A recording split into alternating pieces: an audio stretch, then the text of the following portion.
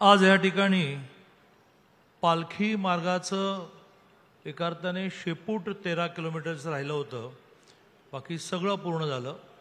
यावेळेला सोलापूर जिल्ह्याचा पालकमंत्री म्हणून जेव्हा जेव्हा या सगळ्या पालखी मार्गावरून पंढरपूरला आणि त्या भागामध्ये जाण्याचा प्रसंग येतो त्यावेळेला मनाला खूप आनंद होतो की काय वाईट स्थिती होती ती संपूर्ण बदलली। आता आम्ही कधीच समाधानी नाही, त्यामुळे पुढच्या काही मागण्या करणार अगदी कमी शब्दामध्ये, पण त्यातला मूळ जो नितीनजींच्या कल्पनेतला पालखी मार्ग होता त्यातलं 13 किलोमीटरचं जे राहिलं त्या दिवे घाट ते हडपसर मार्गामध्ये 819 कोटी रुपये देऊन हा 13.25 किलोमीटरचा 2 पदरी मार्गाचं चौपदरीकरण करण्याचा जो प्रकल्प आहे त्याचं भूमिपूजन आणि मुळा मुठा नदीवरील प्रमुख पुलांचं बांधकाम आणि सिंहगड रस्त्यापासून वारजापर्यंत 1.6 किलोमीटर लांबीचे दोन्ही बाजूंच्या सेवा रस्ते बांधकाम या सगळ्या भूमिपूजनाच्या कार्यक्रमाला व्यासपीठावर स्वतः नितीनजी उपस्थित आहेत, देवेंद्रजी उपस्थित आहेत, केंद्रीय मंत्री मुरलीधर अण्णा उपस्थित आहेत, भारतीय जनता पार्टीचे शहराचे अध्यक्ष धीरजजी आहेत, सुप्रियाताई, मेधाताई, सर्व आमदार, नगरसेवक, नेते। सगळ्यात महत्त्वाचं म्हणजे पंढरपूर, आळंदी, देहू, खूप आनंदाची गोष्ट म्हणजे तिन्ही संस्थांचे सर्व प्रमुख विश्वस्त, पंढरपूरचे तर अध्यक्षही या ठिकाणी उपस्थित आहेत, या ठिकाणी उपस्थित आहेत असे सर्व वारकरी बंधू भगिनी आणि मोठ्या संख्येने उपस्थित नागरिक, कार्यकर्ता, नेता बंधू भगिनी। मला आठवतं की 16 ऑगस्ट 2014 माननीय देवेंद्रजी राज्याचे अध्यक्ष होते, नुकतंच मोदीजींचं सरकार आलं होतं आणि नितीनजींचा प्रवास होता। मला देवेंद्रजींनी असं सांगितलं की त्या कार्यक्रमाच्या तयारीसाठी तू एक दिवस आधी जा। आदल्या दिवशी संध्याकाळी आम्ही जेव्हा सगळ्या नेत्यांची, कार्यकर्त्यांची, आमदारांची बैठक केली त्या बैठकीमध्ये सगळ्यांनी हा आग्रह धरला की आता सरकार आपलं आलं आहे केंद्रामध्ये, त्यामुळे सोलापूर जिल्ह्यातले सगळे प्रलंबित विषय आणि प्रामुख्याने आळंदी ते पंढरपूर, देहू ते पंढरपूर असा पालखी मार्ग नीट झाला पाहिजे। खूप ॲक्सिडेंट होत आहेत, वारकरी तर काही झालं तरी पायीच जाणार, ही वारीची परंपरा संपणार नाही। आश्चर्य म्हणजे आल्यानंतर आम्ही जेव्हा नितीनजींना सांगितलं की अशी आमच्या सगळ्यांची इच्छा आहे तर वाटलं की काहीतरी एक राजकीय नेता घोषणा करतो तशी घोषणा करतील, परंतु त्यांनी ह्या सगळ्या गोष्टी तिथे घोषित केल्या, कारण तोपर्यंत ते केंद्रात मंत्री झाले होते आणि आता सगळ्या म्हणजे इतक्या मोठ्या रस्त्यावर भूमिसंपादनाचे काय विषय असतात, तुम्ही मागच्या सरकारमध्ये मंत्री होतो महसूलचा पाहिलं, ते सगळ्या अडचणी संपवून आता 90% काम पूर्ण झालं। मगाशी म्हटल्याप्रमाणे शेपूट जे राहिलं 13 किलोमीटरचं तेही त्याने सँक्शन केलं, आज भूमिपूजन केलं आणि हा सगळा रस्ता पूर्ण झाला आणि त्यामुळे सगळ्या नागरिकांच्या वतीने, वारकऱ्यांच्या वतीने आज त्यांचं ऋण व्यक्त करण्यासाठी आम्ही सगळे एकत्र आलो आहोत आणि इतक्या मोठ्या संख्येने पंढरपूर सहित सगळेजण या ठिकाणी आलेले आहेत। प्रामुख्याने दिवे घाट ते हडपसर सेक्शनमध्ये वनविभागाच्या परवानग्या मिळण्यामध्ये खूप अडचणी आल्या।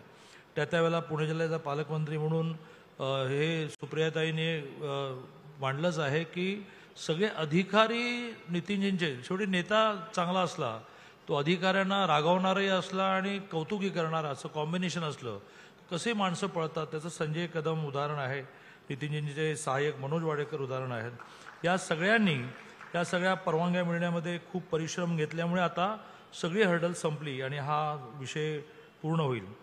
दुसरा जो आज भूमिपूजनाचा विषय, पुणे शहरातली वाहतूक कोंडी दूर करण्यासाठी जवळजवळ 52 कोटी 68 लाखाचा मुळा मुठी नदीवरील बावधन आणि वाकड या 2 पुलांचं जे भूमिपूजन होत आहे त्यातून इथल्या ट्रॅफिकच्या समस्या संपायला सुद्धा खूप मदत होणार आहे।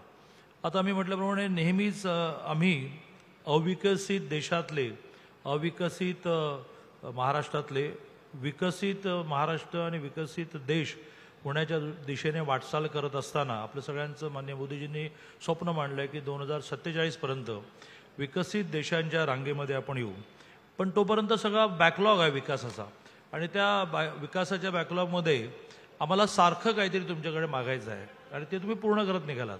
मगाशी ते मुरलीधर अण्णांना म्हणत होते की माझ्याकडे पैसे जास्त आहेत आणि तुमच्याकडे कामं कमी आहेत, अशी स्थिती जवळजवळ येत चालली आहे। तर ती कामं थोडी अजून आहेत, ती एका मिनिटामध्ये मांडतो। प्रामुख्याने सकाळी तुमच्याकडे ज्याचा उल्लेख सुप्रियाताईने केला की मोठ्या प्रमाणावर हिंजवडी भागामध्ये बाणेर बालेवाडी भागामध्ये पाषाण भागामध्ये ट्रॅफिकचे प्रॉब्लेम आहेत, तर ते मला वाटते मी मुद्दे मांडत नाही, कारण त्याचं एक निवेदन दिलेलं आहे.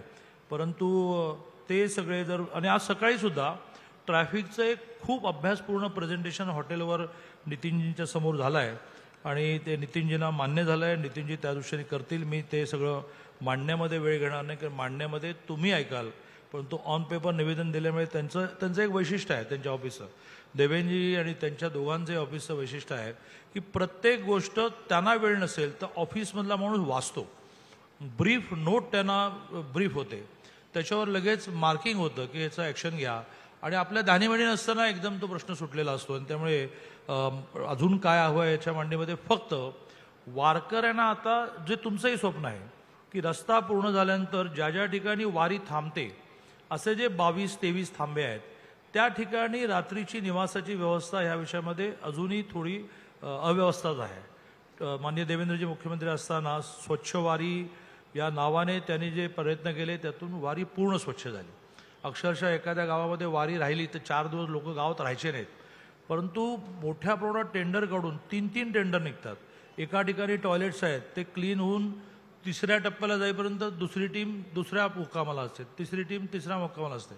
सुरुवातीच्या काळात वारकरी त्या टॉयलेट्समध्ये जायला तयार नव्हते. मोठ्या प्रमाणावर स्वयंसेवक लावून, कार्यकर्ते लावून, शासकीय यंत्रणा लावून लोकांना पहाटे उठून आवाहन करायचं टॉयलेट वापरा, टॉयलेट वापरा, आणि आता ती स्वच्छ वारी झाली. रस्ते तुम्ही केले, परंतु त्या थांब्याच्या ठिकाणी तुमची कल्पना अशी आहे की मोठे हॉल बांधावेत, सभागृह बांधावेत, जे वर्षभर त्या भागातल्या लोकांना लग्न कार्याला उपयोगी पडतील. त्यामुळे त्यातून ते मेंटेनन्स करतील आणि परमनंट 100-200 टॉयलेट्स बांधली. टेम्पररी तर ह्या स्वच्छवारीमधून येतात, पण परमनंट काही टॉयलेट्स बांधली तर त्याचं मेंटेनन्स ग्रामपंचायत करेल, कारण त्यांना याचा रेव्हेन्यू मिळेल सगळ्या मंगल कार्याच्यामध्ये. तर मग मला असं वाटतं की जवळजवळ सगळे टप्पे पूर्ण झाले आणि वारीला जाणारी संख्या कोविडनंतर कमी होईल असं वाटलं, पण ती दिवसेंदिवस वाढते. आणि सगळ्यात आनंदाची बाब अशी की तरुणांची संख्या वाढते आहे, त्यांना पंढरीच्या दर्शनाची आस आहे. त्यामुळे व्यवस्था नसतानाही ते चालतच होते, पण व्यवस्था असतील तर या वेळेला वारकऱ्यांमधला एकही वारकरी असा असू शकत नाही की त्याने असमाधान व्यक्त केलं. आता हे जे मनापासून आलेला आनंद आहे तो व्यक्त व्हावा, तुम्हाला, तुमच्या कुटुंबाला, पक्षाला, सरकारला आशीर्वाद मिळावा, म्हणून हे राहिलेले टप्पेसुद्धा आपण पूर्ण करावेत.